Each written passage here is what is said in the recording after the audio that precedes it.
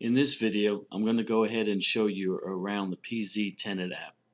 This is the home page or the login page. You would have been sent your credentials from your landlord. If you forgot your password or need to reset it, you can click that Forgot Password link at the bottom. It will email you a link to change your password.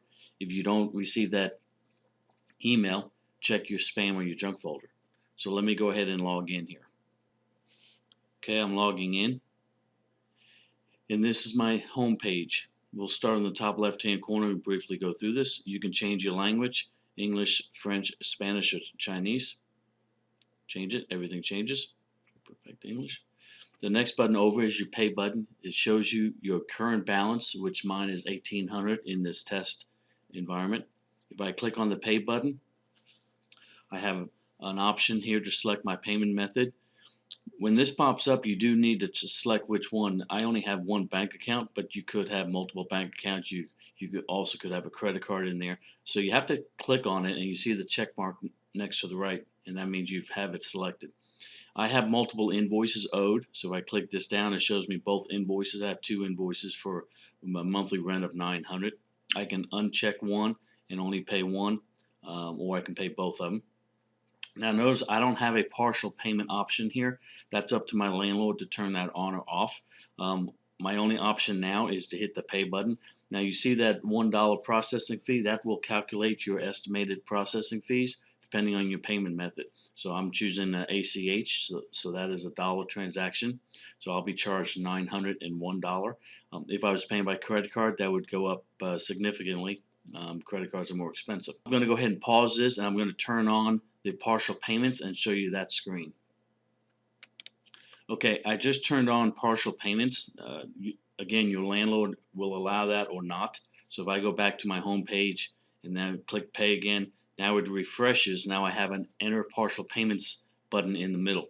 Okay, so I can still select my payment method, how I want to pay, and I hit partial payments. Now I have two invoices. And you see in the top right hand corner it says invoice 1 of 1. So on this first invoice, so how much do I want to pay? I can pay, it defaults to the full amount, but if I wanted to pay a partial, I can back that out and type in, for example, 450. Okay. The next button will take me to my next invoice, and now this one's my August invoice, and I can pay that, and I can pay that full amount or a different amount. Okay. Then I have the pay button at the bottom. After you get to the invoice 2 of 2. Click pay. It confirms I'm going to pay $1,350 in the middle. I can hit pay or I can hit cancel. Okay. You also make sure that you have your bank or payment method selected. Okay. So that's partial payments. You may or may not see that depending on your landlord. Okay. I'm just going to hit back. I'm not going to pay that. The next one is Lease Ends.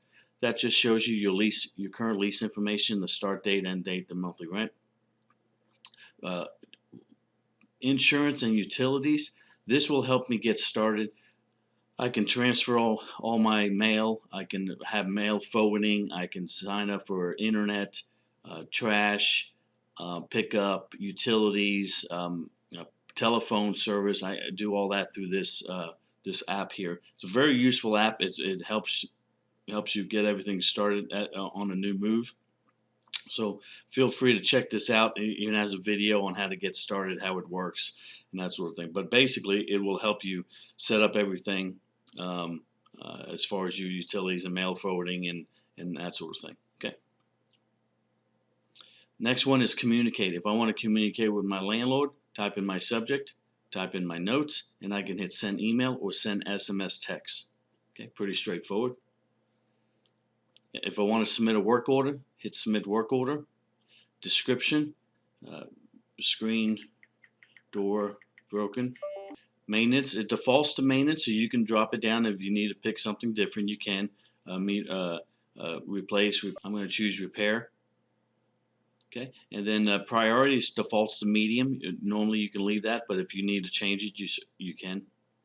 Work to be performed, fix screen door. Okay, whatever you want. Entry allowed, yes, if it's applicable. Hit entry instructions anytime, whatever special instructions you have. After 10 a.m., watch out for the dog or the cat.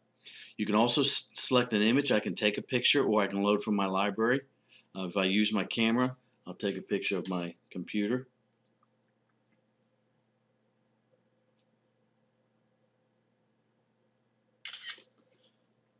And we'll use this photo. So you can take unlimited pictures of the leak or the screen door or whatever your issue is. I can hit save, and it submitted my work order. Okay, now the landlord has got notification of this new work order. That's it. If you want to check the status of the work order, click View Work Order. You will see all your existing work orders. Click on the screen door broken down at the bottom. I can see the description, the vendor, that the landlord assigns the vendor to go fix it, so it's not been assigned yet. Work status, you'll see that as the landlord changes it, when the work started, when the work was completed. So anytime you want to check your status of your work order throughout the day, you can click on that. And then finally, your ledger. This will show you your financial ledger, all my invoices, all my payments, and what my current balance is. If I want to email it to myself, if I want to print it out, just click email, and then I can just send it to myself. So that's the overview of the tenant app. If you have any questions, you can contact your landlord